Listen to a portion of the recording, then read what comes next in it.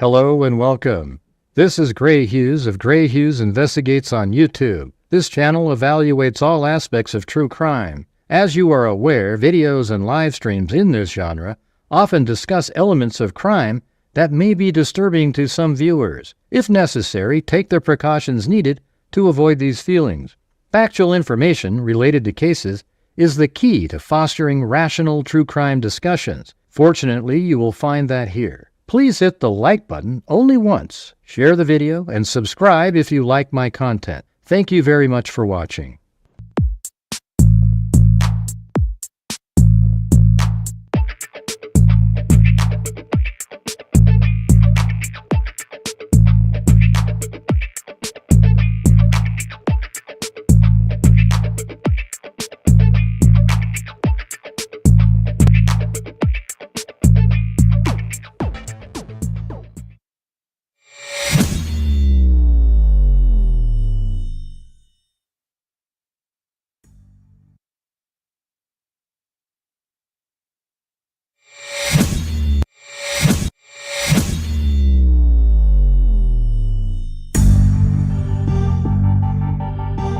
There we go. Oh, there's the dogs running around.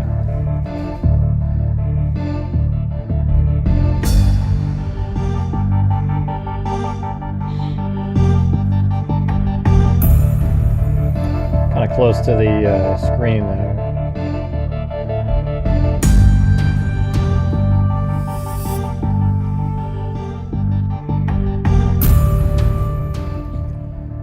Well, we got some updates on the cases that we've been covering.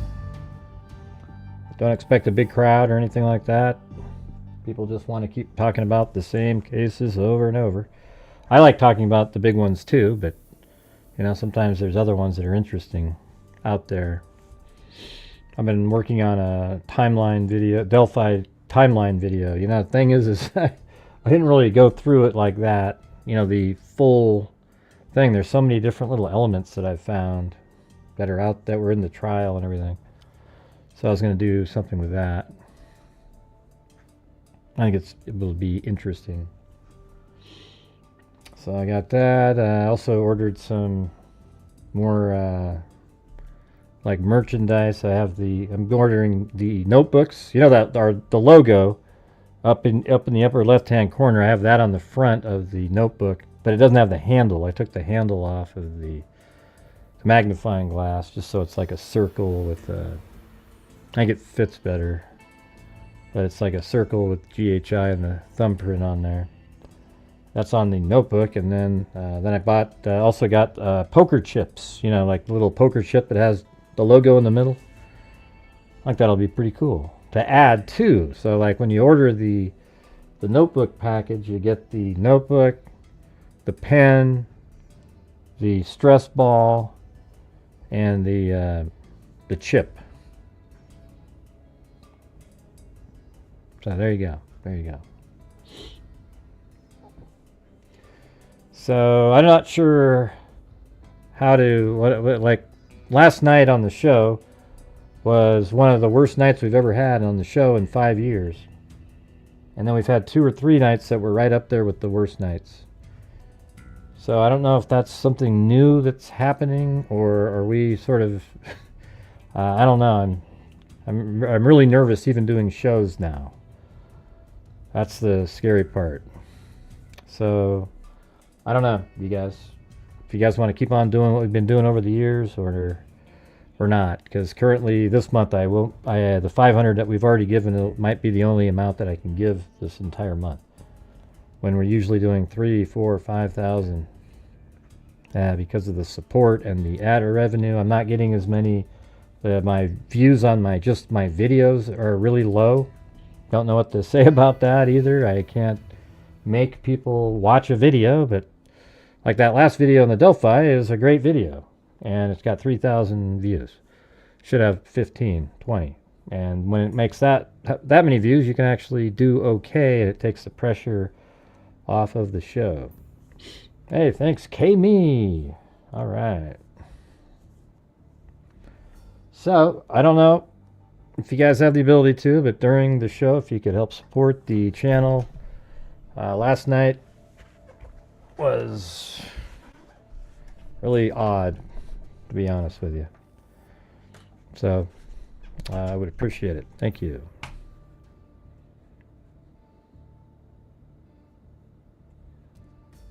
Let's see. So how do I do that? I forgot how to.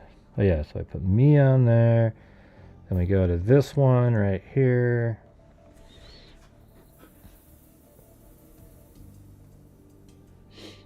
All right, so the first one I'm going to update is going to be the Heather Williams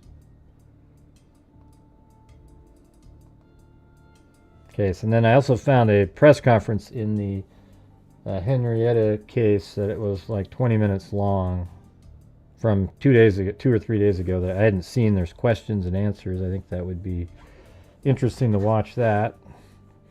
And then, you know, check out the new information in that case. Hey, thank you, Lynette Edie's.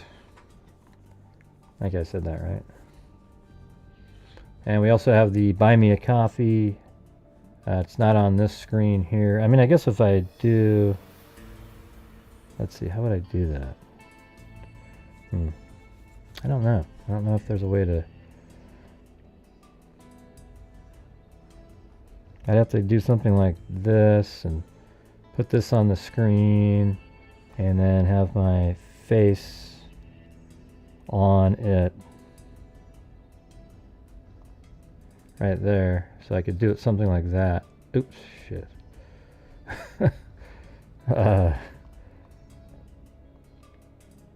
Yeah, something like that, I guess. And then maybe you could still see these things. You know, when you guys do a coffee, it'll show up on the screen. Hey, thanks Linda Howell, as in Linda Molden Howe of the Cattle Mutilations and Crop Circles.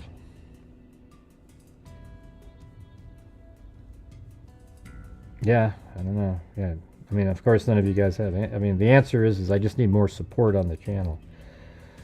You know, that's the only answer there is. I don't have, you know, I don't know.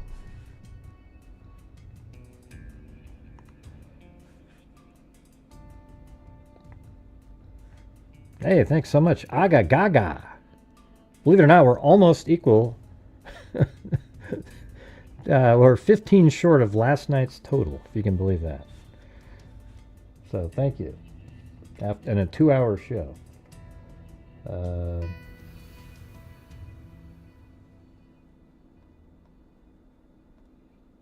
Alright, there's one article on this one right here.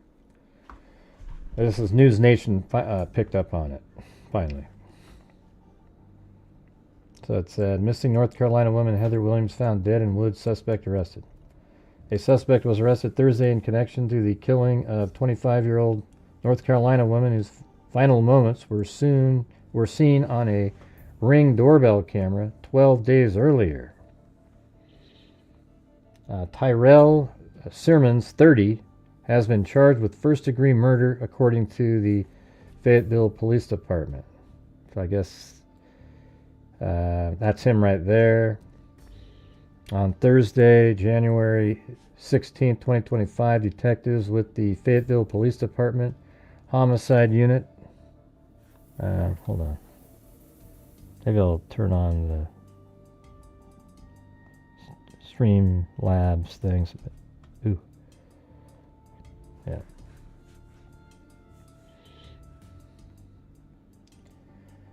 Homicide Unit, with the assistance from the Department Violent Crime Criminal Apprehension Team, VCAT, made an arrest in the homicide of Heather Williams, who was previously reported as missing and endangered.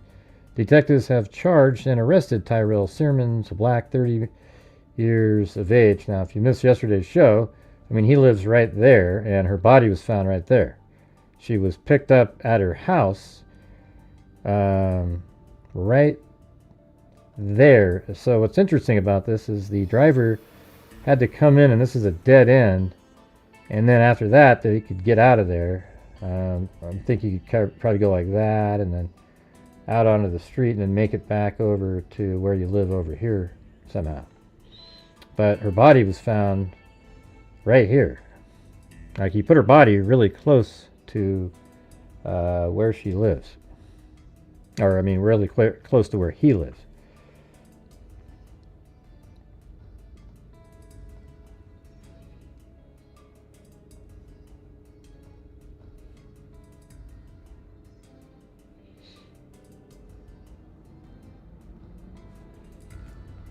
Okay, so we have that. Let's go back to this. Heather Williams was last seen leaving her parents' home in Fayetteville on January 4th. There's a Ring doorbell video of her walking out. Camera footage shows her walking out the front door, walking across the lawn, and getting in a gray four-door sedan driving by an unknown person. Hey, look at that. It's Brown-Eyed Girl.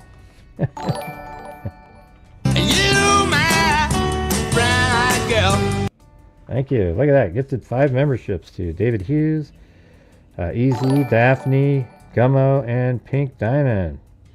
Hey, thanks so much. I appreciate that. And thanks everybody for helping support the channel. And by the way, hit that like button if you could.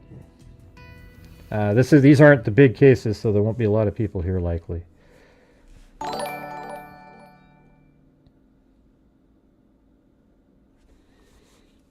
It's kind of crazy how this whole investigation unfolded. Well, let's see.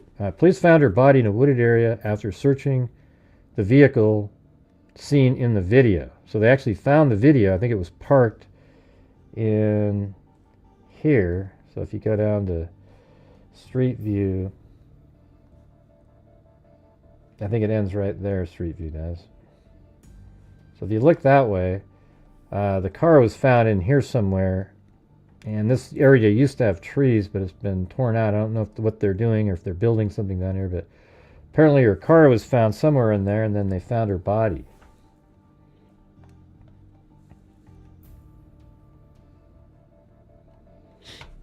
Heather was... Okay, it's kind of crazy how this whole investigation unfolded last week. Mary Williams, Heather Williams' sister, told News Nation on Banfield. We checked the security camera footage and saw on Sunday morning that Heather hadn't come home and that she had left that night getting into this unknown vehicle that we had no idea who it was that picked her up. Heather was almost entirely mute after being hit by a car in 2015 and spending months in a coma. Her family said she was learning how to walk and talk again, but her brain injuries left her overly trusting of strangers. After filing a missing person report, Williams said her mom pulled... I'll say this is where it gets sort of interesting new stuff. After filing a missing person report, Williams said her mom pulled Verizon phone records to see who Heather's last point of contact was. Williams then called an unknown number, Heather's last call, which lasted 3 minutes. So Heather's... her last call lasted 3 minutes, and it was an unknown number. I told him, and the mother said, I told this person who I was, that we haven't seen Heather. I asked him if he had picked her up or been with her recently, Williams said. He did tell me that he did pick her up. So this guy, this nut job, what the hell's his name again? I always forget his name. It's like a... who cares? He didn't...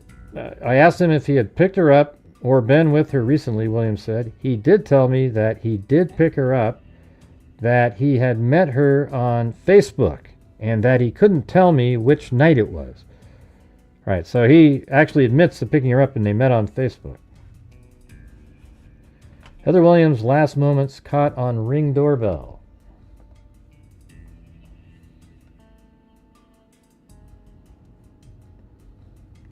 She sent him the Ring doorbell video of her sister's final moments.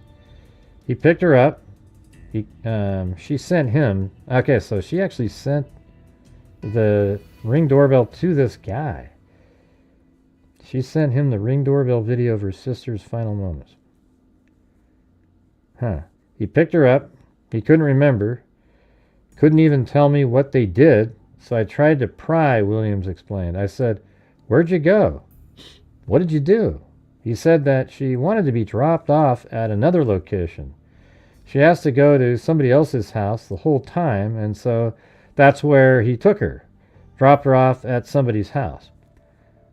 Williams said the man on the phone told her he drives a red SUV.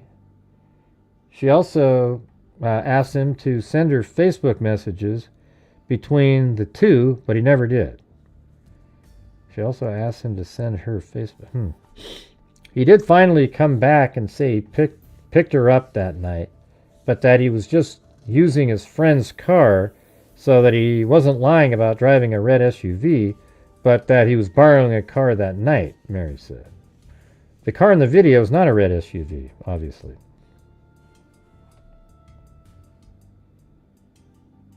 Hey, thanks, JU, for your coffee. Thank you.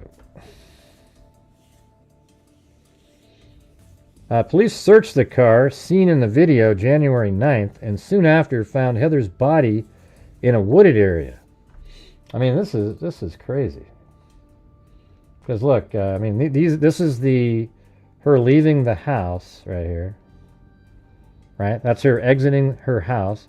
There's a wider shot of that, but she walks out, and then look, there's this vehicle right here on the street, and she gets into that car and drive away. Now, when you look at this shot right, let me go back. I've already switched to a different video.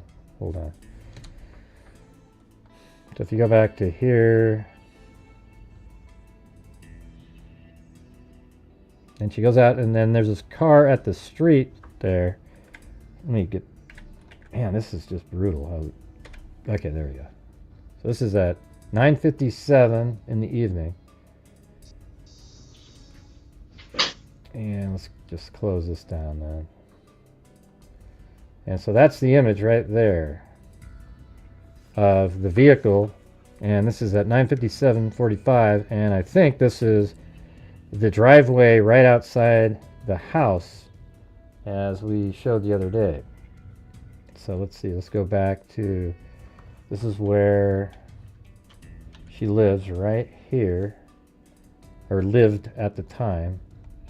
And then that car, I believe, was facing this direction. That's the home right there that she's coming out of. And guess what? That pole right there is what I was just going to look for just now. See that pole? There must be a camera right underneath there, because that's what this is. And I think there should be, obviously there's a driveway. Yeah, right there. And then those are the bushes she walks out by. There's a light pole. You see all of those things. So there must be a camera or something right underneath there. Or maybe it's even up higher, perhaps, like right up there.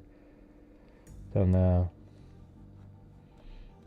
But the car is facing that direction, which is a dead end going that way, right?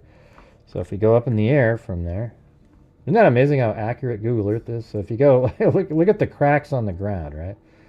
So you go like right there. Now look at these cracks. Now I'm leaving Google Earth, and it's as if you're still looking at it, because the satellite image was so perfect. It got the same design, picked it up.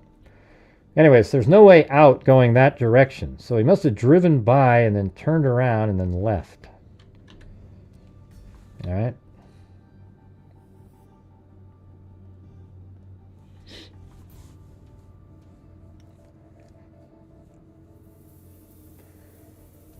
Let's see.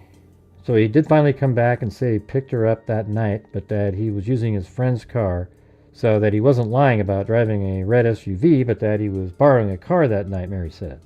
The car in the video is not a red SUV. Police searched the car seen in the video on January 9th, and soon after found Heather's body in a wooded area. I don't think that the suspect actually led them there. I think something they found in the car is what led them there to Heather, Williams said. So it was Tyrell Sermons is the guy's name. Police say Sermons was recently released from prison for allegedly robbing, kidnapping, and shooting someone. Yeah, that's exactly right. So he just got out in 8 years after he shot somebody, attempted murder and everything, and he got out in 8 years. How in the hell is that something that we're doing here. And then he gets right out and he kills somebody else.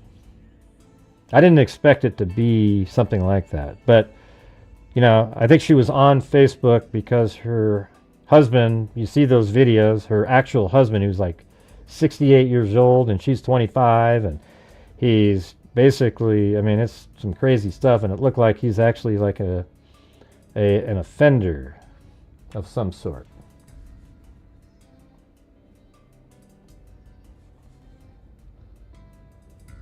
I'm not sure what you're saying, Lozy 2007. But I think it's related to her husband. I guess it's not like he planned it, but she's probably on Facebook because she felt like she wanted to meet somebody or something, right? It's not directly connected, though. But he apparently, she posted images of him being a sex offender on there. He's not the one that made the decisions, and other people shouldn't have to answer. Well, better late than never. Uniquely Susie, retired hospice RN. Alright. But hey guys, if you're out there, if you can support the channel, I would appreciate it. We got the Buy Me a Coffees and the Super Chats. Any amount helps out. Alright, so this channel relies on you guys to survive. Unfortunately, that's the way it is. Unless we got a big case and I can put videos out there and I'm getting thousands and thousands of views. Other than that, there's no way to make it happen. Alright, so if you can, I would be appreciative. Thank you. It's just a membership for the channel. Lozy 2007. And you know, I want to get back to where I can be able to donate a huge portion of my income, but this month isn't going to be one of those. I haven't had one of those before, so I'm trying to navigate through how that works. But you know, last year we gave $49,000 out from the channel.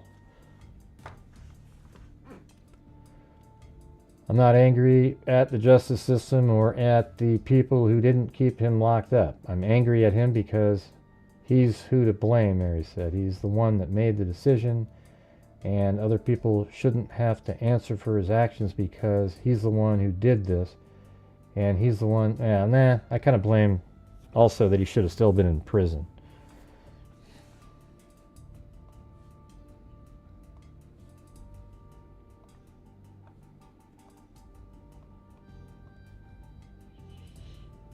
And I think that's it for the update, but it gave us more information on like how it went down. But the mother actually saw her last call, did her own investigation, and communicated with the person, and then she probably gave, you know, then he said, yeah, I picked her up, etc. And then he even admitted that was his car, and then they eventually tracked down the vehicle, and then maybe something in the car led them to look around in the woods and found her body there.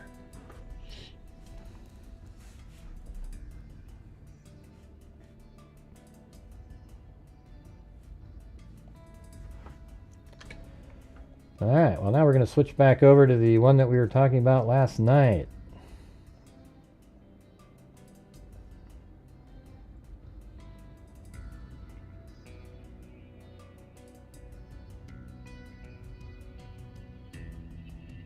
Henrietta and Eliza in Scotland. They just kind of disappeared. That's not it, it's right up here.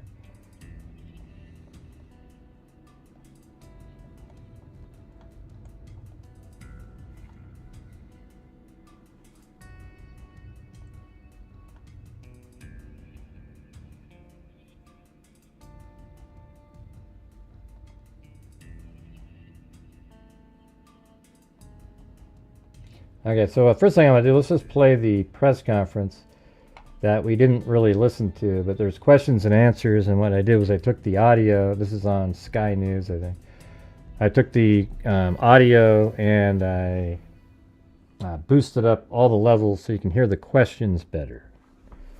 Alright, so this is like 20 minutes long, But I'm hoping not to have another night in here like last night, you guys. So please. All right, here we go. We know that at about 2:15 in the morning, last Tuesday, the 7th of January 2025, they were last seen in and around this area of Aberdeen, crossing the Victoria Bridge towards Torry, where they entered a footpath adjacent to the River Dee, and inquiries to date have failed to trace them since that time. Concerns were raised regarding their whereabouts, and a significant police inquiry has been ongoing since that time, including extensive searches in and around the area of the river here, but also further afield as we try and understand what has happened to the sisters. We're in contact regularly with their family home in Hungary, who are extremely concerned about their whereabouts, extremely supportive of police inquiries, and extremely keen to find out exactly what's happened. The family, along with the police, are really keen to hear from anyone in the Aberdeen area who may have been in and around the area of the Victoria Bridge or Torry during the early hours of Tuesday the 7th of January. To that end, we had officers deployed in the early hours of this morning, exactly 1 week since their disappearance, who were speaking with members of the public in an attempt to gain further information with regards to what may have happened to them. A significant police inquiry remains ongoing, as will be evidenced by activity on the river today and in the days to come. We're also continuing a number of land-based inquiries in and around the Torry area, whilst keeping an open mind in terms of what exactly has happened.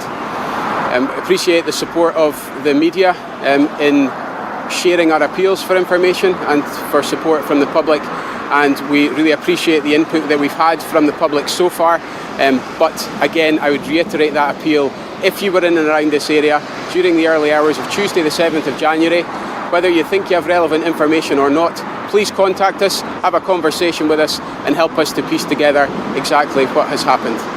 I'm happy to take questions from the attending media. Say whether or not now this is suspicious or indeed sinister, what we've got, no further clues that you can give us. So loud, the police. Rule out that they've come to harm. What I could say that all our inquiries to date don't provide any evidence that there's been criminality involved in the disappearance of the sisters. There's obviously significant concern when people are unaccounted for such a significant period of time, but extensive police inquiries to date have not identified any suspicious circumstances. Do you have any idea why they came to this area? Any explanation at all? We don't. We are carrying out significant inquiries to try and understand what the lifestyle and the movements of the sisters was, but from information from friends and family, them being out in Aberdeen at that time in the morning is very unusual. We've no reason to think that they were socialising in the city prior to attending in this area. It looks very much as if they've attended here from their home address or the area of their home address, but we're working hard to try and understand that. Who was it that raised the alarm? The person raising the alarm was the person from whom they rent their flat, and that person had been in contact with the sisters in the days prior in the context of the relationship of landlord and tenant. And the alarm was raised by that person, and the police inquiry stood up immediately thereafter. What have you gleaned from the last week? An enormous amount of information in terms of what goes on in this area at that time in the morning. It's an area of heavy industry, and I think we've got good evidence to suggest that there were people walking about, there were people driving about, who will hopefully be able to help us build some context around about what has happened here. What we've also gleaned is information from an extensive CCTV trawl, from which we've been able to piece together the sisters' movements through Aberdeen and ultimately to this area of Aberdeen where that contact for the moment has dropped off. But inquiries continue to try and understand what's happened thereafter. Do you have a working hypothesis at the moment about what might have happened to them, or are you pursuing lots of different? Yeah, we have a number of hypotheses, and we're remaining really open-minded in terms of what may have happened. But one of the main theories is that for some reason the sisters have entered the water here, and that's why a lot of the search activity that you'll have seen over the last few days has been focused in and around the river.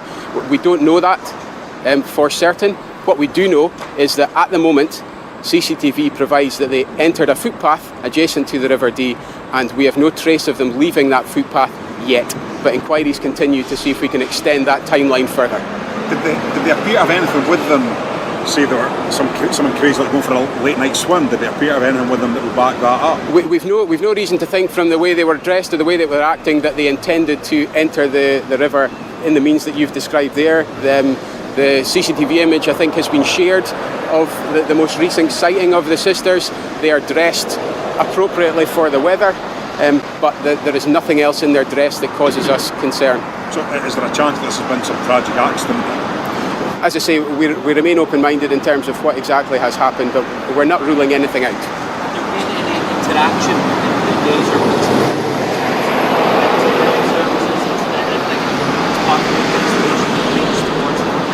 at the moment, there's no reason to think that. It is a line of inquiry, but we've carried out extensive inquiries in terms of the state of mind that the sisters may have been in, and the sort of lifestyle, movements, contact with friends, contact with family, and everything that we have gleaned so far suggests that they were happily living their life in Aberdeen, working, socialising with friends, and keeping in touch with family in an entirely normal manner. How long had they been missing before the alarm was raised by the landlords? It was only a matter of hours. We think that we know that the last sighting of them was in the early hours of the morning, and by lunchtime that day we'd received a call from the landlord. Just to be clear, does the landlord live with them? Or it seems unusual that a landlord would raise suspicions or questions about the locations of tenants hours after they disappeared at 2 o'clock in the morning. That doesn't make sense, does it? No, what we do know is that in the days preceding, the sisters had indicated to the landlord that they intended to leave their tenancy, and the landlords carried out inquiries at the address, which has led them to be concerned about the whereabouts of the sisters, specifically due to some materials, personal possessions, etc., that had been left within the address.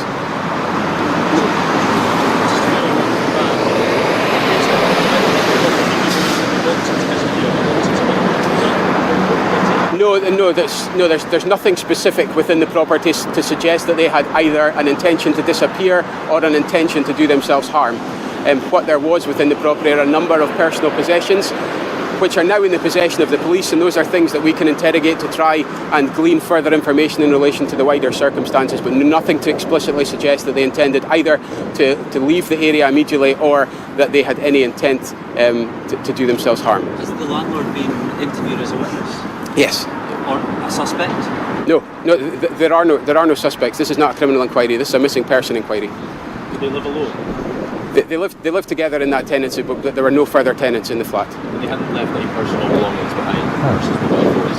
As far as you're aware, they hadn't those on there. There were some personal possessions in the flat, including mobile phones. We are working to interrogate the information on them. One, to understand how recent and relevant they are. You understand, in terms of that sort of retention of devices. So we're working. So I think they either both had like I said yesterday, like maybe they both had a pact together to take their own lives, or there's like a boat or something that they got on that was underneath the bridge. I mean, why would you go down? Why wouldn't you just jump off the bridge? Why would you walk down into the... What'd you do? Just kind of slowly lumber into the water from the trail? I mean, it's weird. They're not looking at it like as a kidnapping or anything like that. They're just looking at it like a missing... They're just missing, and they can't find them anywhere else. So they're either in the water. Here's the reality of it. The two answers are they're either in the water or somebody has picked them up and they didn't make it back out on the streets. There's so many cameras all over the place, So they walk down that trail. They're either in the water or a boat or something came by and they got on, something like that. Or maybe there's a car that was somewhere around there that they got in and they can't see them in the vehicle, something like that. Who knows?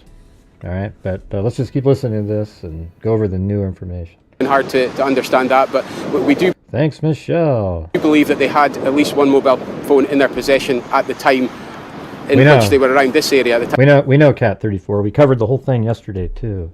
time of last sighting. In terms of the journey that they made to get here, did they pass along busy streets like Union Street, for example? Are you able to establish what group And that's the information I'm trying to go over later. So can you just let me go through the information? We've got the press conference right now, and I've got new information that we're going to be putting out, okay? All right. Thanks.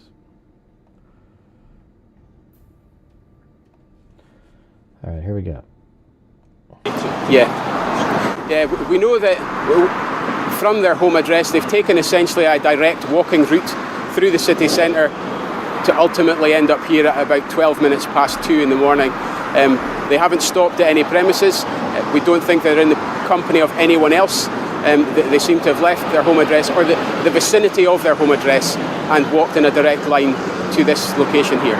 So did one of them leave behind a mobile phone then? Just one of them had one with them? No, I can't say that with any degree of certainty. What I can say with a degree of certainty is that they were in possession of a mobile phone and that there were mobile phones in the flat. What we'll have to work to try and understand is whether the phones in the flat are recent and relevant.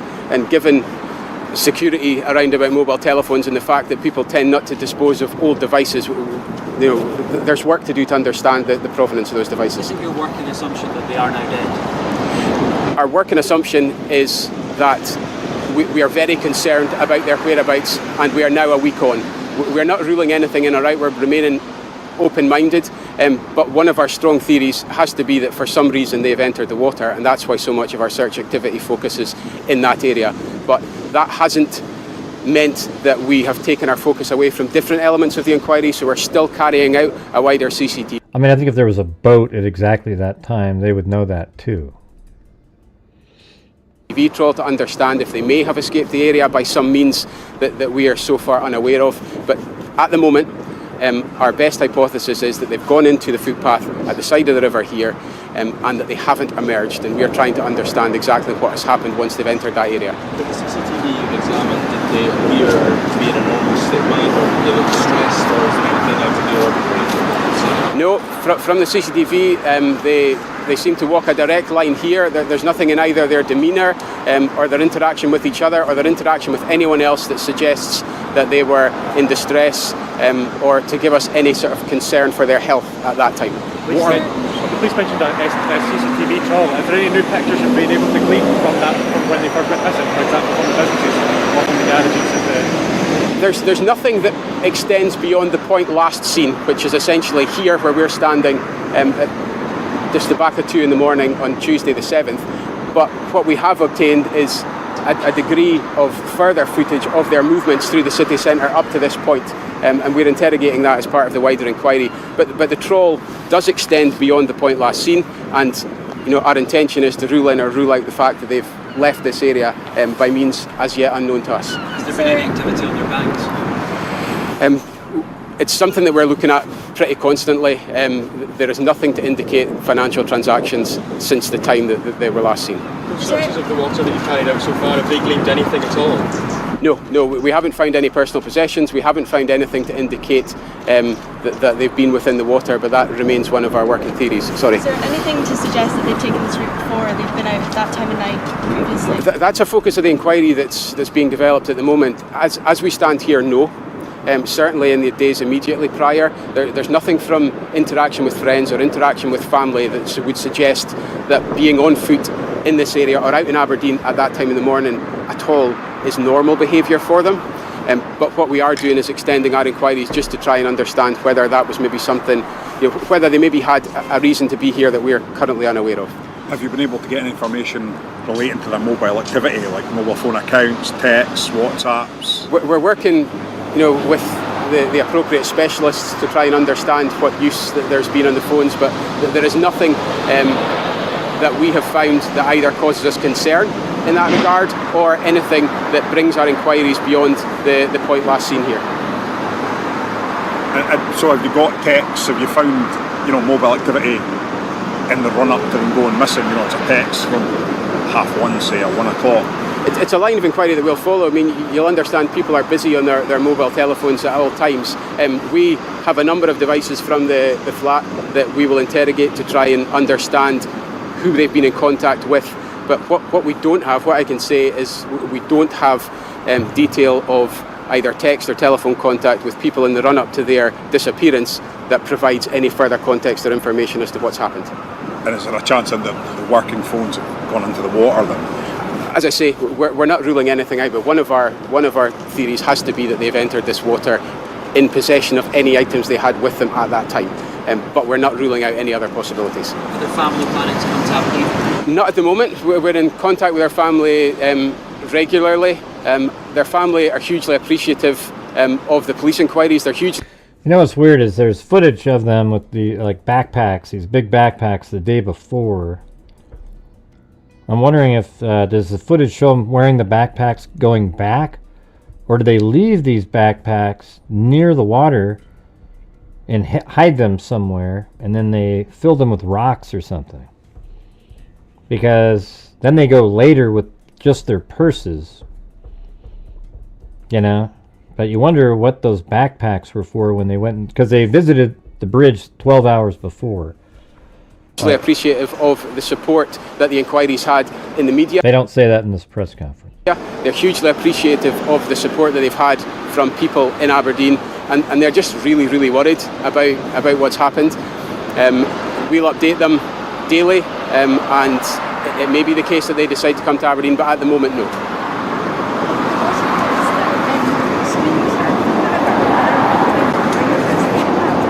Yeah, I think what we have is some of the CCTV coverage of this area also picks up audio, and as part of our trawl we do have an audio feed from the area around the material time, and what it indicates is that there are people and vehicles in and around the area. It's very difficult without the context of pictures to interpret sounds from an area such as this.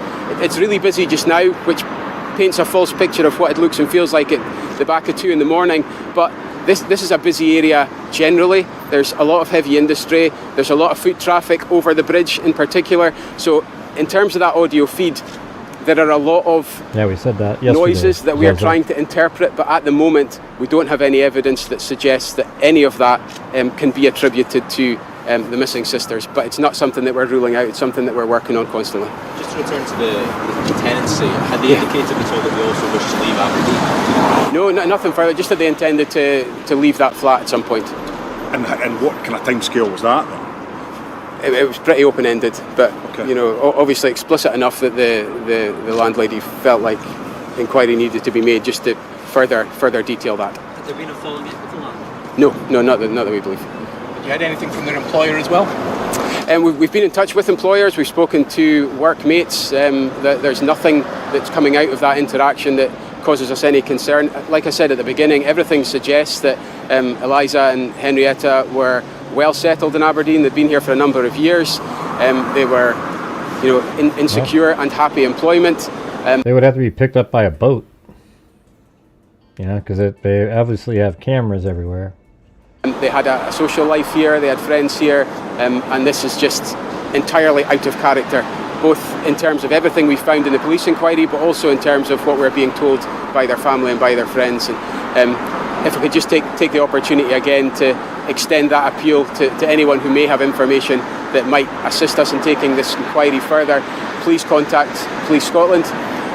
If you are in and around this area during the early hours of Tuesday, the 7th of January, whether you think you have relevant information or not, we would like to speak to you because we're trying to build up a picture of who was in and around the area and where we might glean further evidence for further information as we try and piece together the circumstances. What is the likelihood that they're still alive?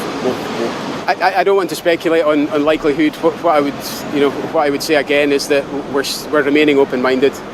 We have a theory which involves them having entered the water as a potential, but we can't rule out the fact that the timeline actually extends beyond that point, and we just haven't established that through inquiries. But we will continue with the energy, with the resource, with the scrutiny around about the inquiry, because we've got a duty to tell Eliza and Henrietta's sisters what has happened to the best of our ability, and to kind of reassure the community of Aberdeen here that we are doing everything we can to make that happen. Thank God. Sorry? The majority of the searches, again, will focus on the river area. We've got air support today, so what you're likely to see is the police helicopter supporting some of the search activity out towards the mouth of the harbour there. There's also foot-based conventional inquiries ongoing with industrial units up into Torrey there as we extend out that CCTV trawl and try and speak to local people to get information from them. So there will be a significant police activity in and around this area for the coming days. Okay, thanks everyone. I think we've kind of covered a lot of ground there, so I think just conscious folk will need their kind of one-on-ones and everything as well, so we'll break off into that. But thanks everyone, it's been... Don't forget to put some quick pictures. Yeah, that would make sense, yeah. Well, I guess that's it for that.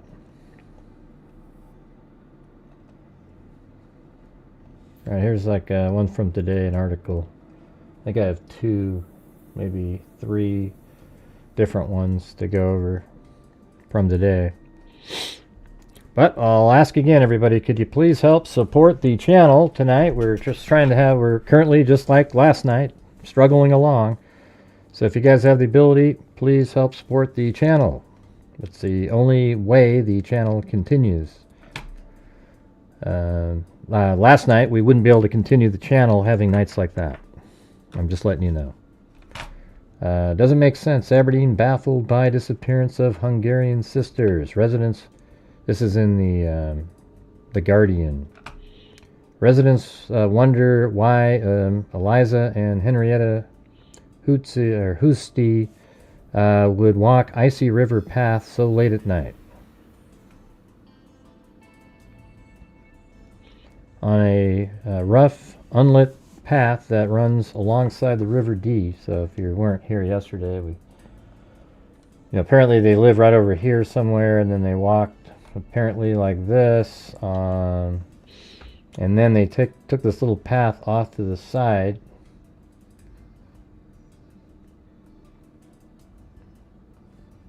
and then they walk down this path, and it's really icy looking.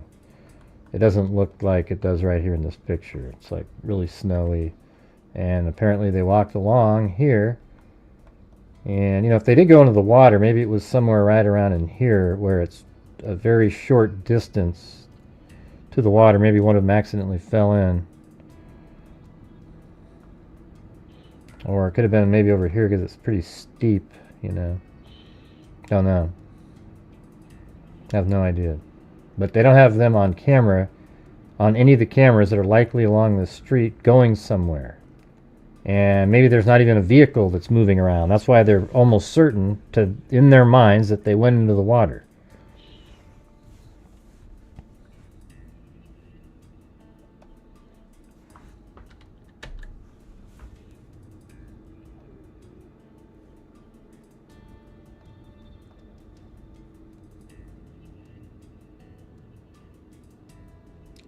The simple bouquet is addressed to Eliza and Henrietta Huszti, 32-year-old sisters, originally from Hungary, but living in Aberdeen for about a decade.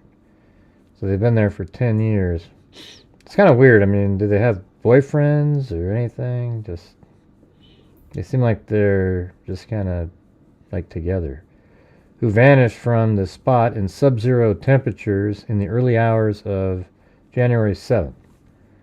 The accompanying card says, "Never met you both, but will always remember. You look gentle souls," and is signed by 2 women who identify themselves as twin sisters. The expression of sisterly support is especially poignant. Elizabeth and Henrietta are part of a set of triplets. Their disappearance has sparked a hunt across the city and its surrounding areas, leaving local people baffled as to what may have happened to the siblings. Said by their triplet sister, Edith, to be so close that they did most things as a pair. Yeah, that's what it seems like.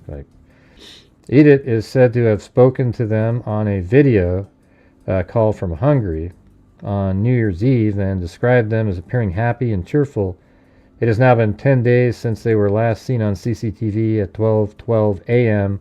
walking from their city center flat down Market Street past the container ships in the harbor and across Victoria Bridge. Then police believe the sisters turned right along the path which backs on industrial, Then police believe the sisters turned right along the path which backs onto industrial units and garage in the direction of Aberdeen Boat Club. Yep, so that's right here. And then here's like these industrial units, and then Aberdeen Boat Club's right there. So they're just gonna, like, they were heading in that direction.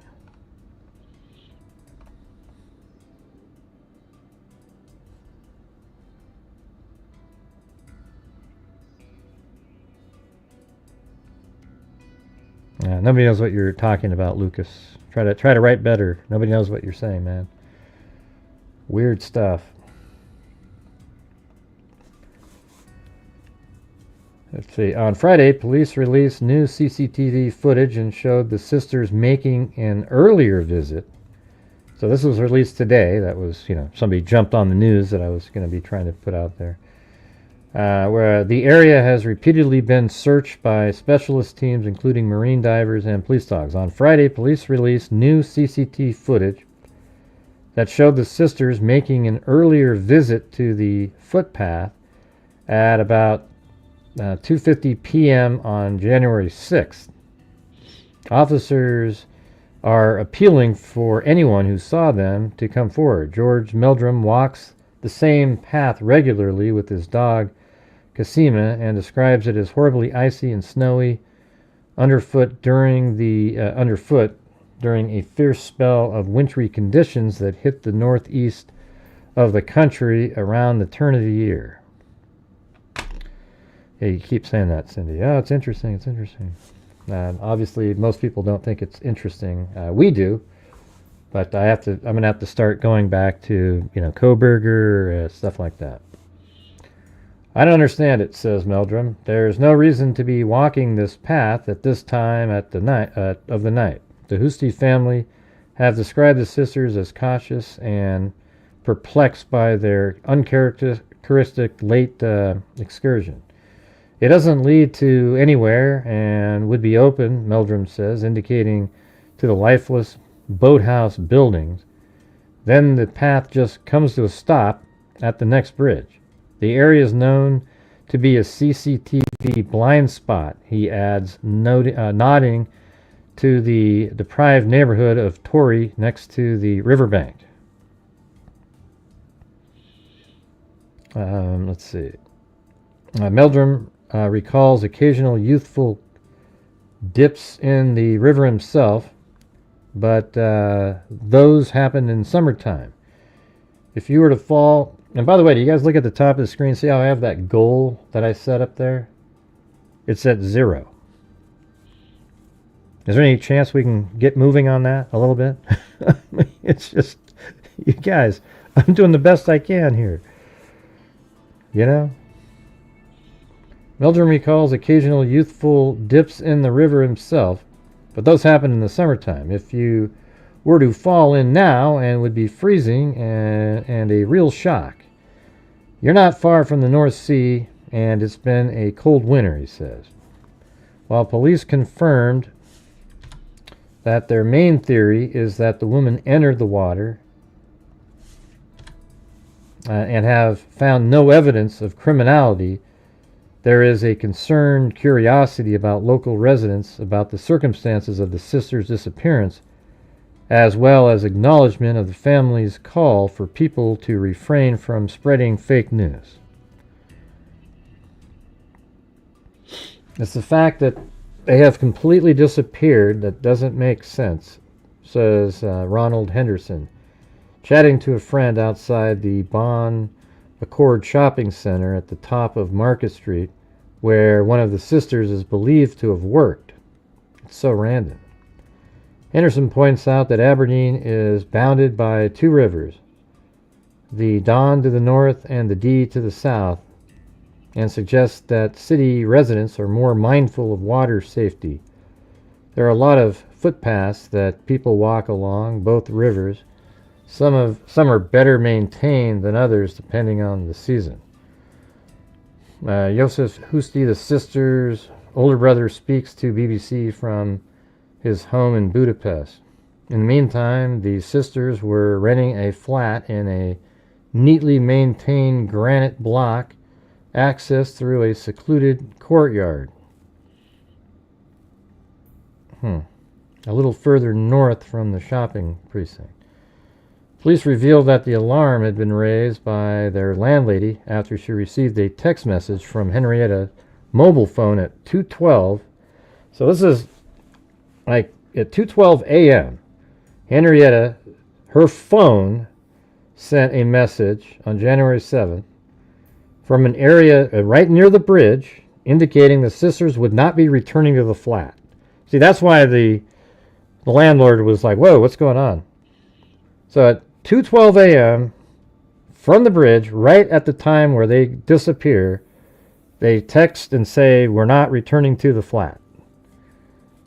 See, that's different now. That's a different situation. The phone was then disconnected from the network and has not been active since. Now, does that mean it made it into the water?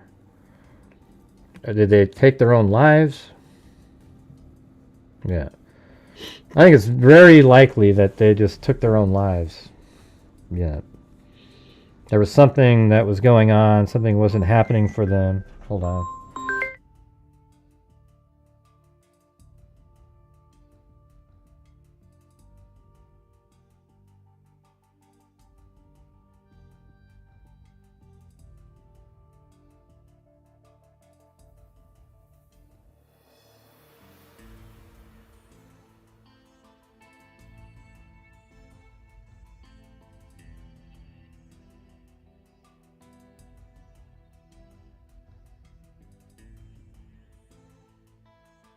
Yeah. In the meantime, the sisters were renting a flat and neatly maintained. Okay, police revealed the phone was then disconnected from the network. So at the bridge, they say we're not returning. So now that makes more sense about, leaving the stuff in the apartment. They're just not coming back. Something may have happened that we're not aware of.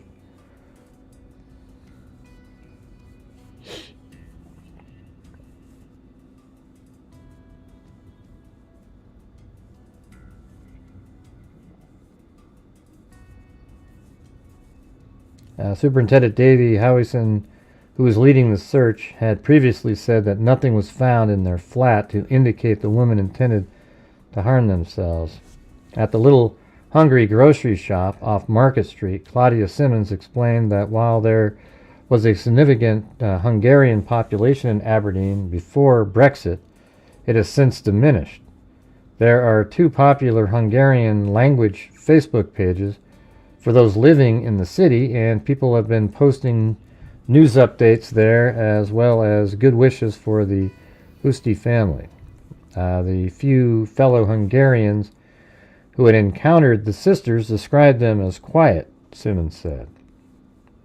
They kept their distance. Danielle Vanska, a sales assistant at the authentic Romanian shop, a few minutes' walk from the sisters' flat, recalls they occasionally came in to buy her stock of Hungarian cooking ingredients, including sausages and goulash paste. They weren't regular customers, but I recognized the photograph.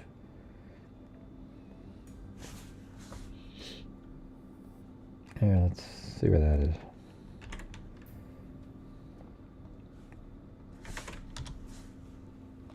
Yeah. That's not what it's called. Or maybe it's something. It's I mean, there is one, but it's way over here. It's in Scotland, but it's not there. I don't know what the hell they're talking about.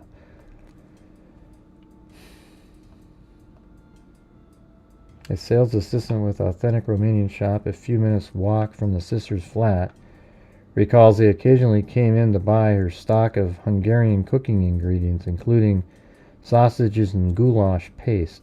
They were regular customers, but I recognized they weren't regular customers, but I recognized the photograph. The last time I saw them before Christmas.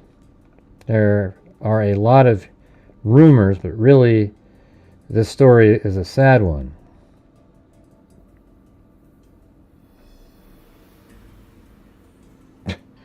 Right. Okay. Hey, thanks for the, somebody got a coffee up there. But yes, you guys, I really could use you guys' support on the channel, so if you have the ability to, I would appreciate it. Thanks, Jet, on the coffee. We started off the show, looked like we were going to make it somewhere, but now we're currently still less than yesterday again. Is that the new normal? I sure as hell hope not, man. This is...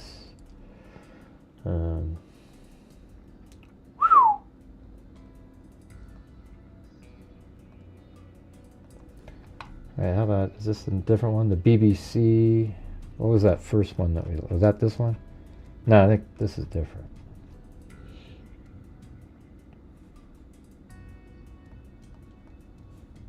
Yeah, that was the Guardian. Okay, so this is the BBC, and there's a picture of them walking, and I don't know exactly where that is. It would seem like it was near the bridge or something. But apparently in this picture they've got backpacks on, etc.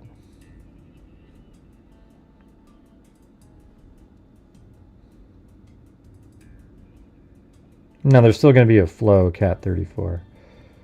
So don't listen to somebody that just say, you know, there's obviously a flow to the river. Okay, and we can figure it out on our own by just trying to find one spot in here, like right there, for example. So this could be that the river's heading in that direction. You know, out to the, usually it's like out to the sea, right? So, you know, obviously the river goes all the way back here, so this isn't going to be, you know, purely tidal. There's a flow to it.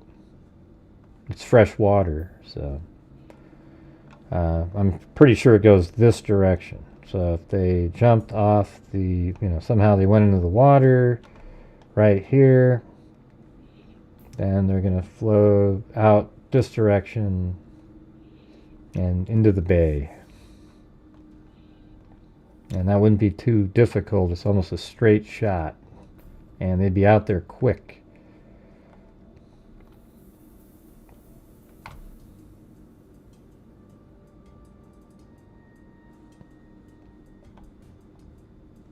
It doesn't matter, Cat 34, right? It's still going to flow out. So there might be tides that affect the flow, but it, in general, it's going to be flowing out to the ocean. All right.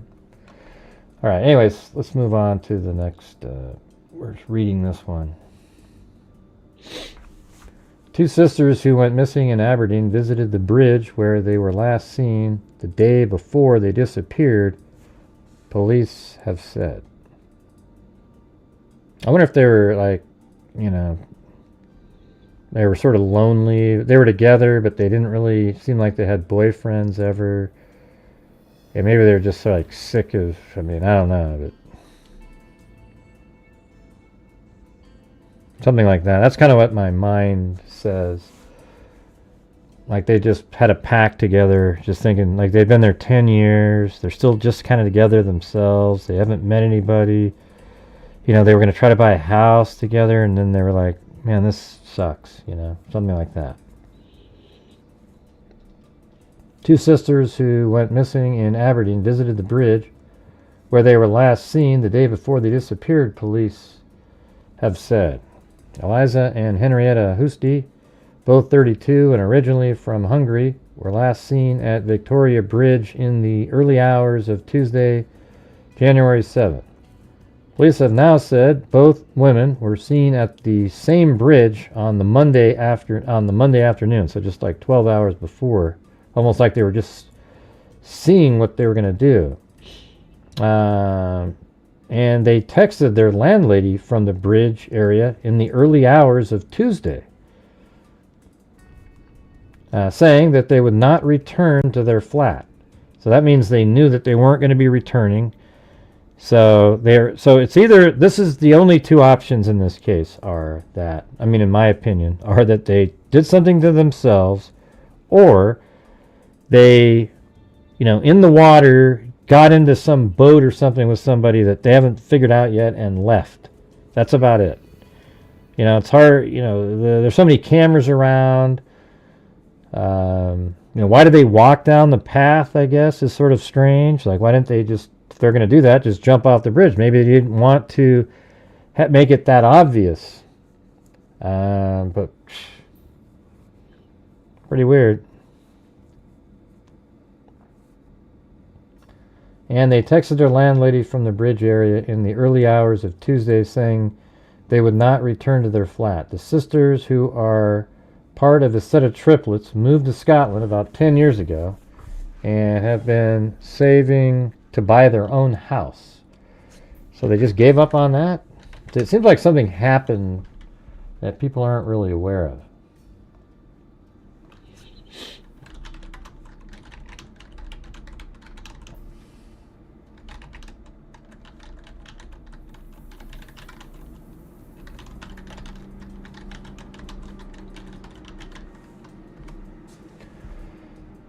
Let's see.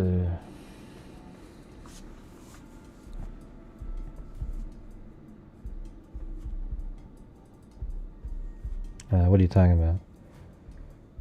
You wanted to see the water one last time? Right. Yeah, that makes a lot of sense. Let's see. The sisters, who are part of a set of triplets, moved to Scotland about 10 years ago and had been saving to buy their own home. Since the alarm was raised, searches have been focused around the River Dee. Police Scotland are treating it as a missing person inquiry and not a criminal investigation.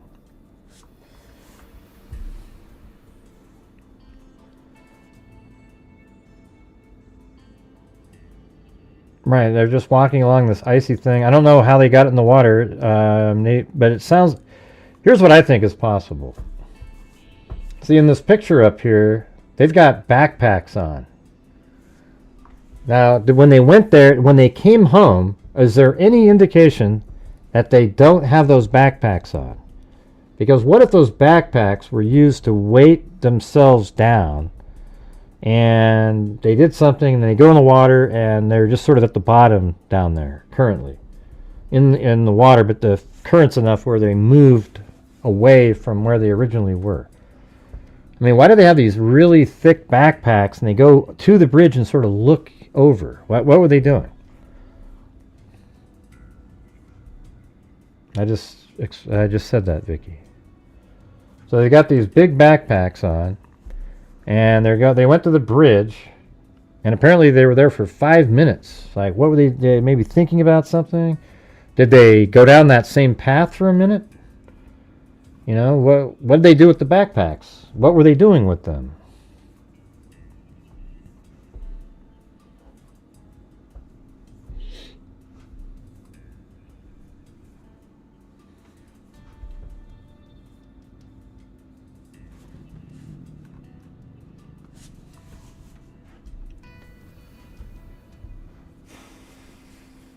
Early on Tuesday morning, they crossed the bridge and turned right onto a footpath next to the river headed towards Aberdeen Boat Club.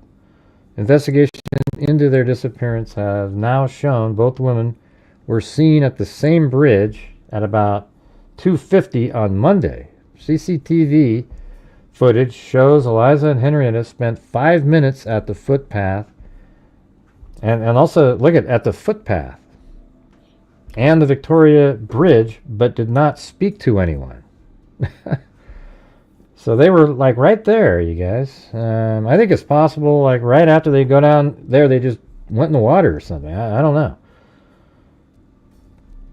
Or were they waiting for like a little boat that somebody was going by to pick them up right then? But why do that? I mean, why not just go meet them somewhere else? Why do you need to get into a boat and make it seem CIA or some kind of spy shit? There's no reason to do that.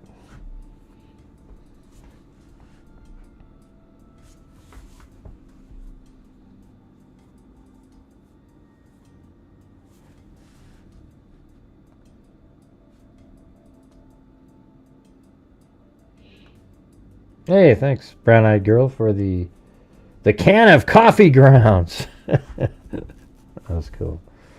Thank you. The bone owner didn't care to have them seem... After visiting the bridge, the footage shows the sisters making their way through the city center. So, let's see. After visiting the bridge, the footage shows the sisters making their way through the city center via Union Square Shopping Center back to their flat in the Charlotte Street area. Okay. At least it's cool that they're giving little bits of information out. All right, right there. Okay. And then what was the other? Charlotte Street. Is that what?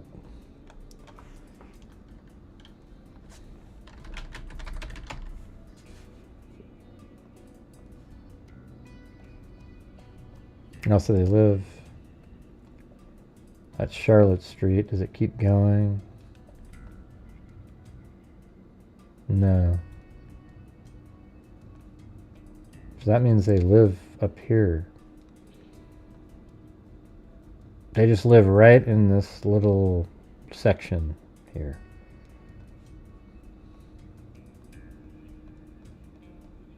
So somewhere right in there they live.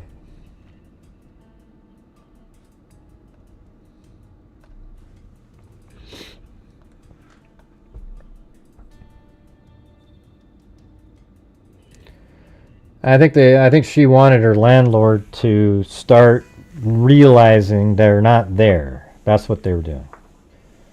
You know, they wanted the landlord to be suspicious on her own, and then sort of go, oh my God, and start looking around. Like, they wanted people to realize it.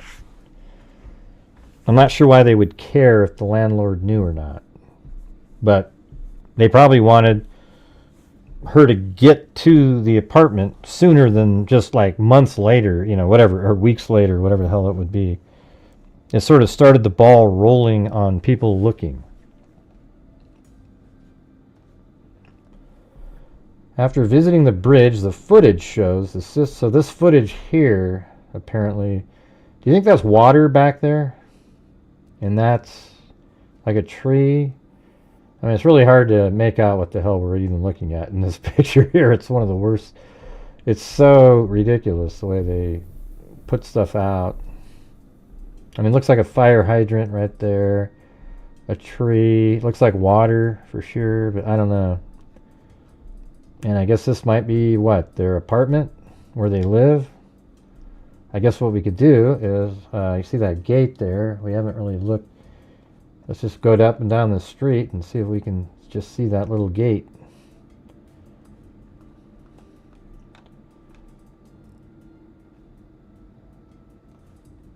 I bet it might be right there to the right? No. It's kind of an ornate looking... that might be that next one. No.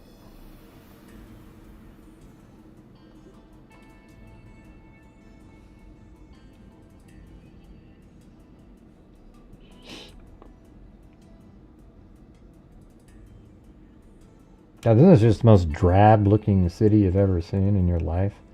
I think the city alone would make you want to, like, get out, take your own life or something. This is, God, you gotta be kidding me. You ever see anything uglier than this city? Like, hey, how about sprinkle in a little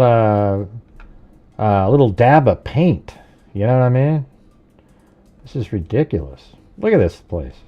It looks like what you'd picture the Soviet Union looking like. just drab, gray, nothing.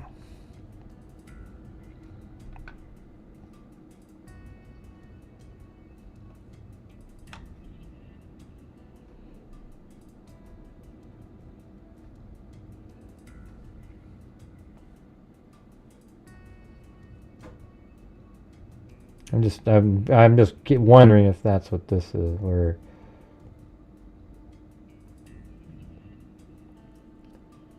I mean, it might be anywhere.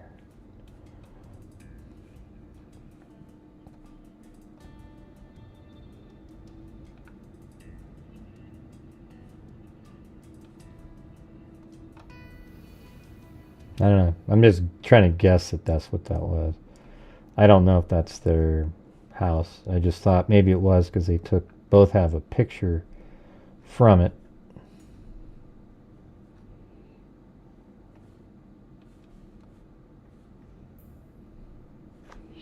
You guys see what I'm saying though? It's like one of the ugliest looking cities I've ever seen in my life. I mean, there's like hardly any color at all. Look at this. I mean, it's right here. Oh wow, a roof. But man, this city. Yeah, maybe it looks like down on the, maybe some right there. Okay, somebody has some signs. It is depressing. It's wild, It's just, I've never seen anything like that. Unreal, really. How come yesterday they had it starting right here? Let me look in there.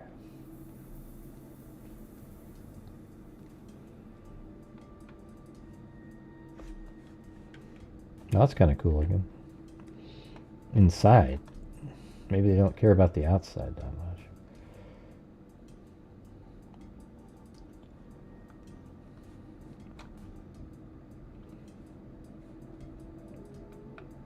It's probably really old too. I remember going to when I went to Ireland one time. I think I was in Killarney or something, and we go out to a bar, and we're sitting in the bar. And the waiter came over and I said, when was this built? And she said, 11 something. I was like, what? We're sitting in this bar that's 900 something years old. I mean, absolutely ridiculous because it was an old factory building. It was crazy.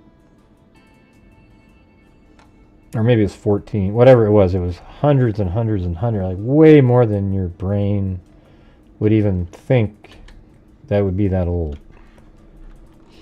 All right, anyways, let's get back to the, here.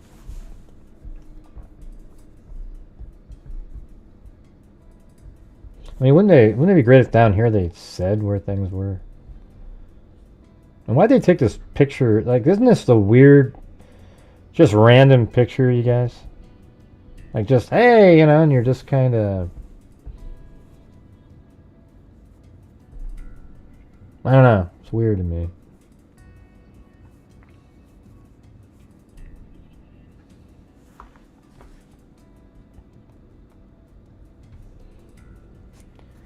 Police have now said both women were seen at the same bridge on Monday afternoon, and they texted their landlady from the bridge area in the early hours of the Tuesday saying they would not return to their flat. The sisters, who are part of a set of triplets, moved to Scotland about 10 years ago and had been saving to buy their own home. Hey, thanks, Richard Watts. Hey, does the super chat button in here cause a rash of some kind? Like, do you actually get some sort of a disease by pressing it? Come on, you guys. Please help support the Grant Hughes Investigates YouTube channel. At least we cover cases like this. Some of them are interesting. However, I notice that when we cover these types, the support is dramatically less. This will be the second day in a row covering two cases that nobody's really talking about, and the channel not being supported by the people watching it in general. So is there any chance you guys can say, I like these kind of cases, Gray? let's keep doing them with some support. That would be fantastic. Looks like historic area. They don't want modernized. I don't know. Looks kind of weird. Could be. Maybe it was built 400 years ago. Don't know. The sisters, who are part of a set of triplets, moved to Scotland about 10 years ago and have been saving to buy their own home. Since the alarm was raised, searches have been focused around the River Dee. Police Scotland are treating it as a missing person inquiry and not a criminal investigation. Early on Tuesday morning, they crossed the bridge and turned right into a footpath next to the river, heading towards the Aberdeen Boat Club. Investigations into their disappearance have now shown both women were seen at the same bridge at 2:50 on Monday. CCTV footage shows Eliza and Henrietta spent 5 minutes at the footpath and the Victoria Bridge, but did not speak to anyone. Officers are now appealing for anyone who may have seen the sisters at this earlier time. Nobody answered the question of whether or not the super chat button gives you a rash or something. After visiting the bridge, the footage shows the sisters making their way through the city center via Union Square Center back to their flat in the Charlotte Street area. I guess we need to go check the area. Police said there was nothing to indicate that Eliza and Henrietta left their flat again until shortly before they were last seen at the River Dee in the early hours of Tuesday.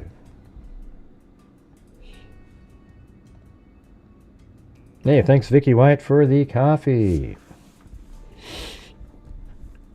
Yeah. Well, give it a shot. Yeah, see if it works, you guys. The button.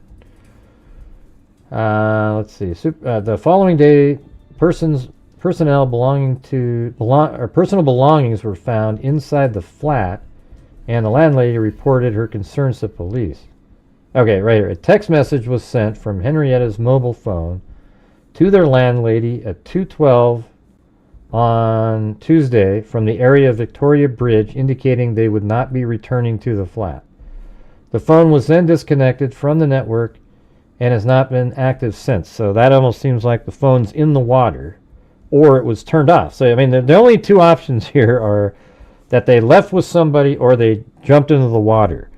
Law enforcement hasn't been able to find any other movement, obviously. They haven't found any cars, they haven't found any other stuff going on, so they're treating it as a missing person, and likely they went into the water. I think if you were just leaving and you were still going to be alive, you wouldn't tell the land. Like, I actually think that they let the landlord know so that there wouldn't be this long process of people, you know, I don't know, actually. I'm just saying, it feels like that they were just saying that so that she would check and then people would realize something happened earlier. Instead of just, you know, you might make the argument, well, why didn't they just jump in the water? Why do they care if the landlord knows anything? Well, sometimes maybe people want to have them, you know, start looking for them or find their bodies or something.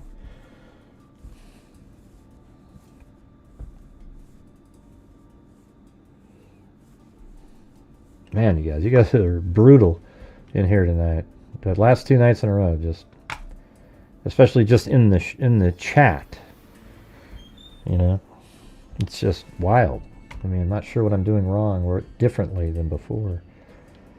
After returning home, there is nothing to indicate that Eliza and Henrietta left their flat again until shortly before they were last seen at the River Dee. So after they went to visit the the bridge, to do whatever they were doing. I mean, isn't that weird? You go to the bridge to check to see what you're going to do, and you go back later. You stay in your apartment when you go back. They didn't leave. They only left when they were going to head out to the bridge that final time, and that's when they messaged the landlord saying they wouldn't be back. And it's interesting, and now that explains the one phone, because you wouldn't need the other phone.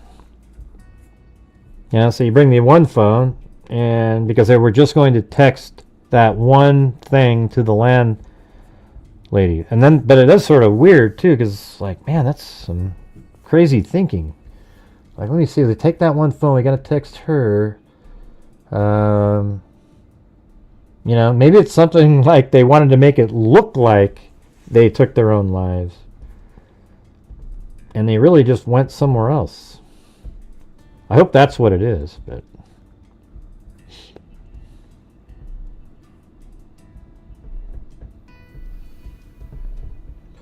yeah, we're currently at 1/8 of a nightly goal on the YouTube portion. So if you guys have the ability to help support the channel, that'd be great. Hit that like button, share, and subscribe. Just trying to make things happen in here. I'm struggling doing that. After returning home, there is nothing to indicate that Eliza and Henrietta left the flat again until shortly before they were last seen at the River D. Extensive inquiries are ongoing, and I would again stress there is nothing to suggest any suspicious circumstances. So look at that. I mean, they're just so well dressed. We got their jackets on, their hair's up in a bun. Look like they're walking kind of quickly even. We got a purse here, probably a purse over here. One of the main theories is that the sisters somehow entered the water in the River D area that is being searched. But if they did go in the River D, they did it on purpose. And we know that because of the message they sent to the landlady. Okay? It isn't like, oh, they went on a date and something bad happened. Yeah, you wouldn't text the landlady at 2:12 a.m.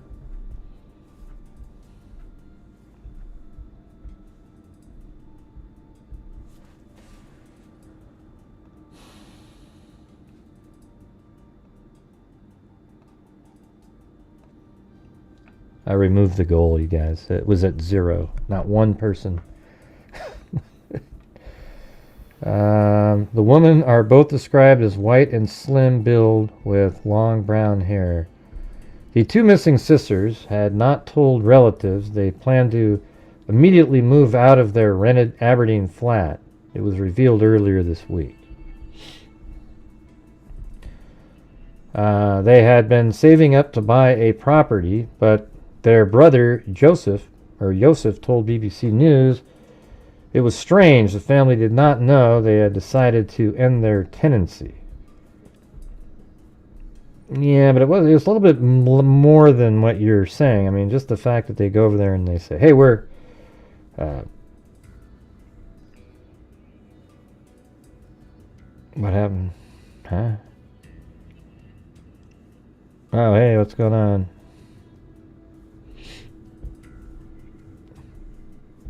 Hey, fishing. Fishing in the dark. Wow. Good to see you again.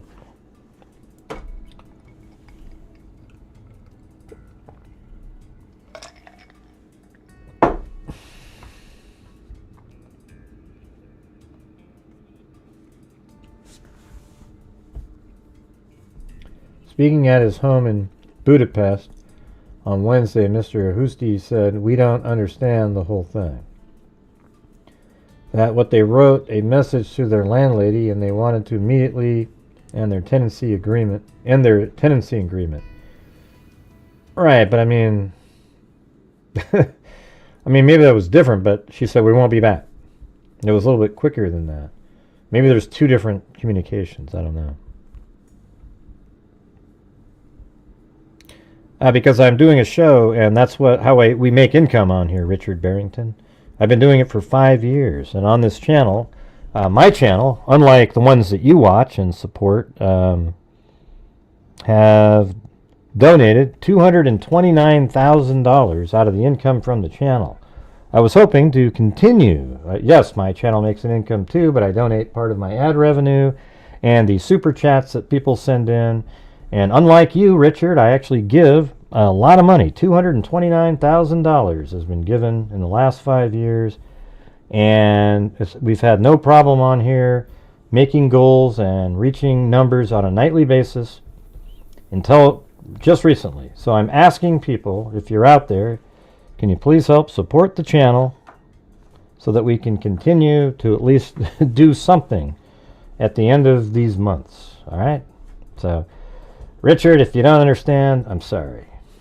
Okay? I do these shows, and I can't just do them.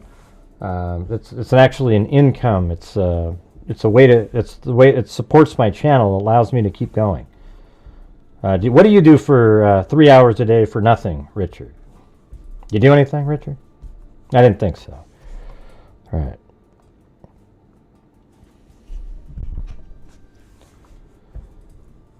Just checking in. Old fishing in the dark.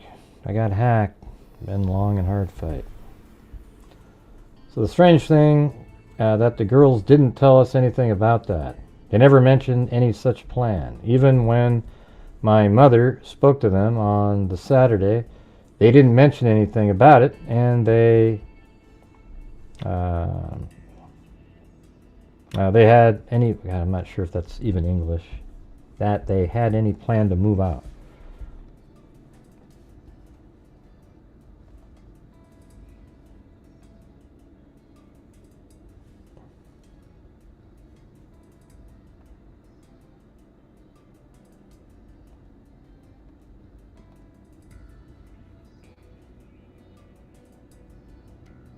I don't know, is this a different one? 1 week on. But what do we know? Eliza and Henrietta Huszti moved to Scotland from Hungary 6 years ago, and 1 week ago, in the middle of the night, they vanished into thin air here in the centre of Aberdeen, a heavily industrial area where many boats head out to the North Sea. They crossed this bridge around 2 o'clock in the morning and then headed down this path. Let's remember the freezing conditions.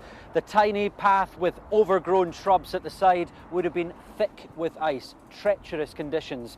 Now, those who know them say they are quiet, they're hard-working, and they're not prone to making impulsive decisions. So why did they end up in this part of town at 2 o'clock in the morning? This has been an operation that's centred on the land, sea and air. Detectives continuing to scour the banks here, going underwater and taking to the helicopter as well. But so far, they have not received any conclusive answers as to what happened. And today an update came from police saying there's nothing to suggest this is suspicious. Confirmation that the sisters had indicated they were going to end their tenancy at the flat that they had been renting for a number of years, and it was that landlord who raised the alarm.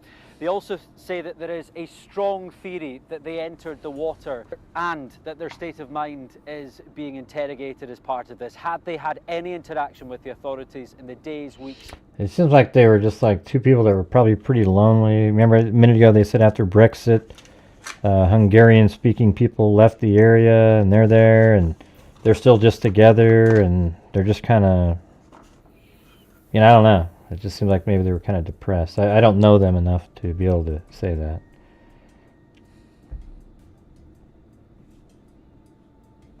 And months leading up to their disappearance. No bank transactions either, and clearly has there been any activity on their phone. All this is forming part of this major investigation. We've also been hearing from the sisters' family back in Hungary. They are desperate for... Yeah, all right. Let's see.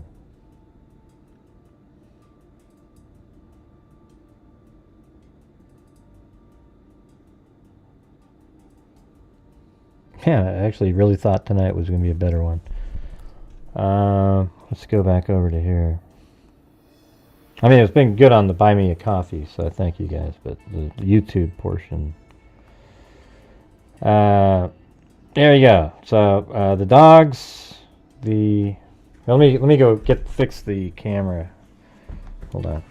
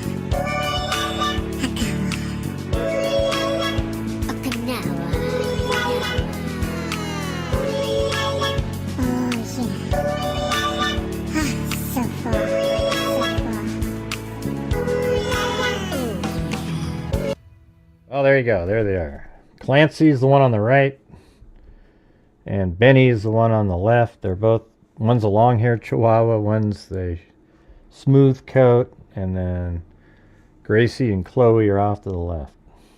But those are the new ones.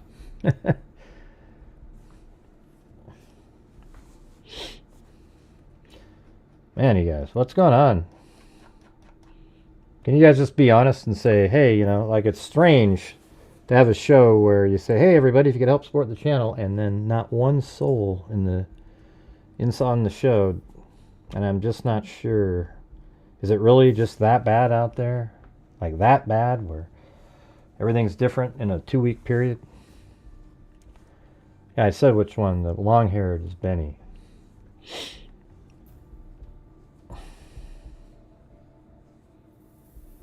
PP song. Okay, see you later, Driz. Have a good one.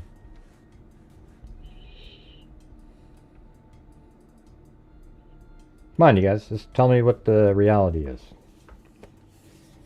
That's strange. You know, something. It's almost like I'm like I did something and I'm being punished for something. No idea.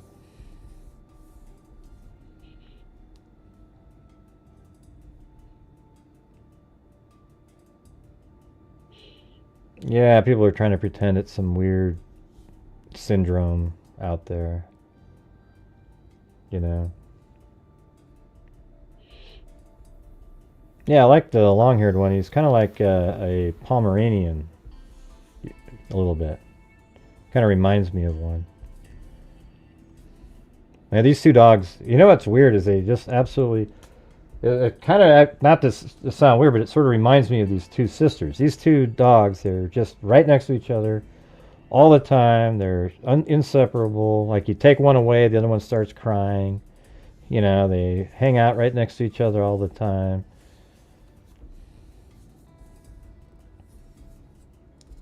I guess you guys don't have answers for me.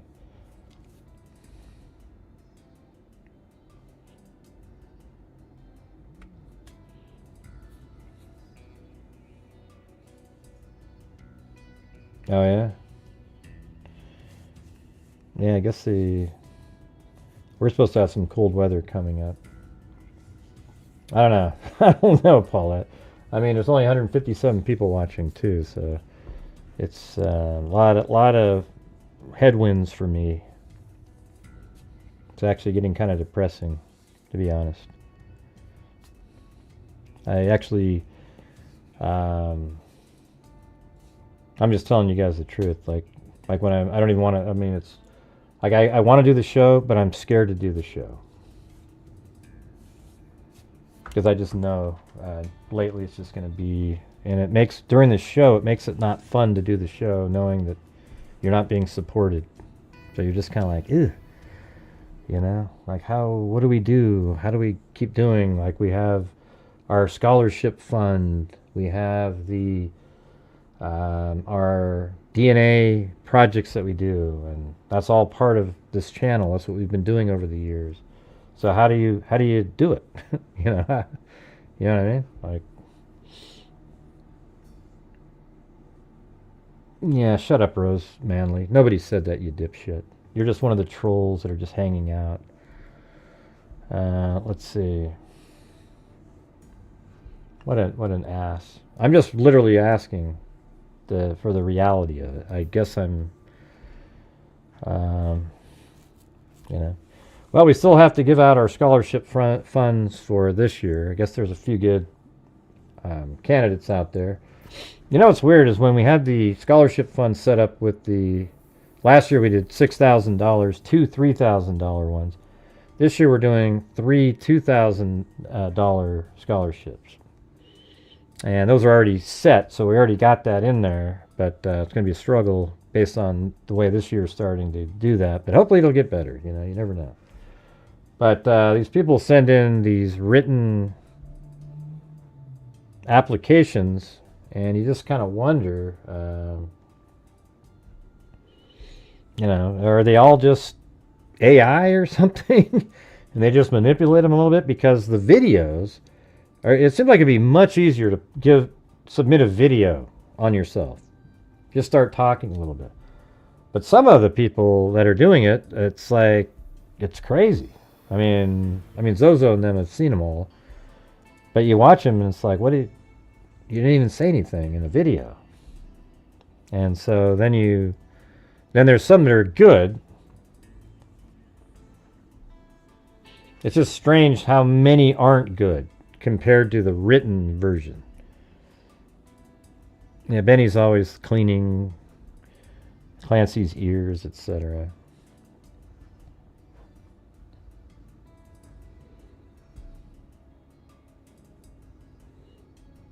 Yeah.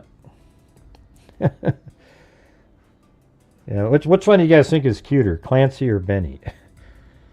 See, Benny's more like a sweeter dog. Clancy's just hyper, runs around.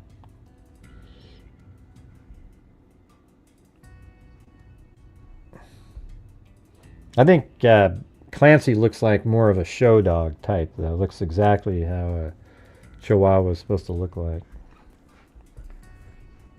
Ah, that's weird. Yeah. I mean, I think when you see Clancy just standing and he's looking, he looks pretty good. See, like, look at, wow. Everybody likes Benny more. Poor Clancy. Anyways, I don't really know what answers to give you in this this case. I just think it's more likely that it's going to be like they did something to themselves.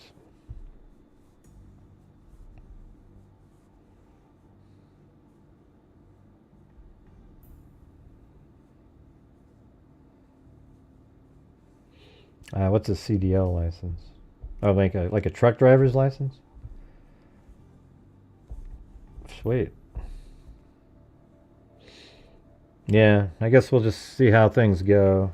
But I think in the meantime, I'm going to have to start covering only the popular cases so that at least if I make videos, they'll get watched a little bit and things like that.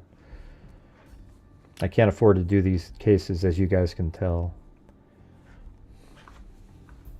See, look at Clancy up there. He looks pretty good. You know what he looks like? His head looks like a pit bull head, sort of.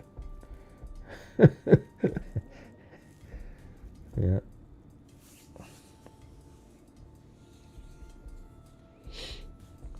All right.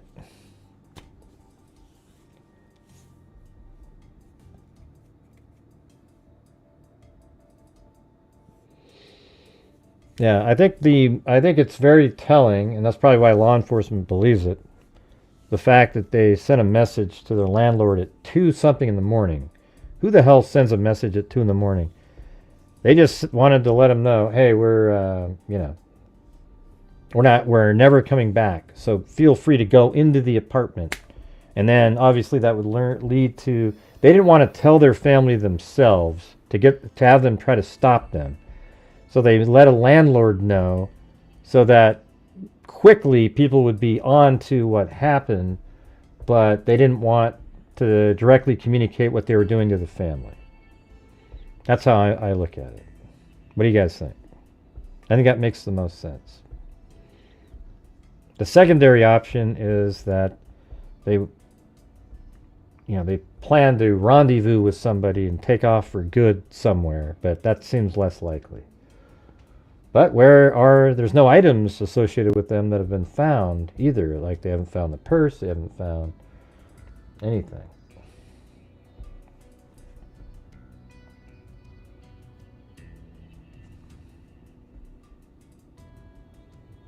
Mm-hmm.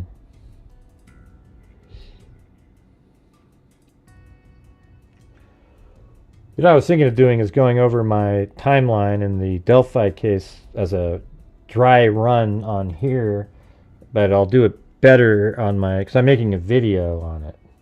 I didn't realize there was so many different little elements that are out there that came out. So even though we're not at the, we got 0 of the goal. Maybe I could do that now if you guys would be interested in that.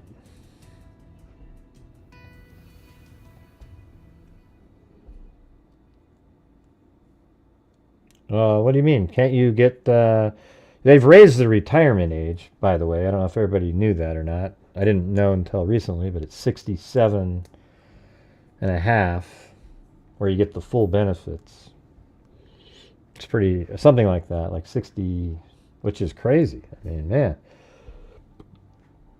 Not a lot of years to go after that, but that's how it should be, I guess. My thing is I think I have my one sort of socialistic thought that I have is regarding Social Security. You guys want to hear what my thought is on that? So I think Social Security should be means tested. You know, because there's people out there that, yes, you've paid into it your whole life. I look at Social Security as an insurance policy that you pay into, and then should you retire and you need it, and it's something that you, and you know, like actually need, like, oh my God, then it's there for you and you can survive. But if you're somebody that gets like a pension and, you know, you have millions of dollars and stuff like that, it should go back into the fund to make the fund more, you know, sort of solvent. You know, like it's in there. Like my parents at one point, my dad was a doctor, etc., and he got a good retirement. They wanted to give the Social Security back. They were like, well, we don't need this. Can you guys, and they have no mechanism, if you can believe it, that allows somebody to keep it there. So they just said, yeah, just donate it to charity or something, which is good. You know, it's all good and everything. But man, how crazy is that? And I know it's like, well, you paid into it, you should get it. Yeah, I get what you're saying, but it's going to run out at some point, you guys. I mean, it's at it's going to be so high that our country, we won't be able to afford it. So I don't know how to do it without doing something like that. And it sucks. But, like, you know, if you don't need it, it's great. But here's how I would make it work. Is that at any time after, let's say you retire and you're deemed where you don't get your, you know, or maybe it's even like it's on a scale where you get a portion of it, blah, blah, blah, blah. Or maybe you get half if you don't need, you know, if you literally at a point where you don't need it, you get half. But maybe you could do something where if you're at a point where you absolutely, you know, that something happened where your situation changes, you immediately get the full benefits again. It isn't some difficult process. You just literally say, hey, this is what happened, ding, ding, ding, and then boom, you get the whole thing again.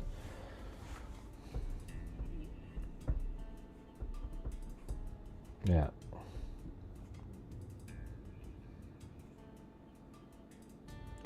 Anyways, it's like talking to a brick wall in here, you guys. It's like there isn't a freaking, I mean, can you guys communicate more? I went on earlier today to see if there's people that would, you know, support the channel or communicate or something, and you guys are just sitting there. I mean, Fishing in the Dark answered the question like 38 comments ago. That was 10 minutes ago. It's ridiculous. Make your favorite part 8. But they make you take it at, they don't make you take it at 65. I actually just asked. They said, no, you got it 67. So I got another 8 years to go.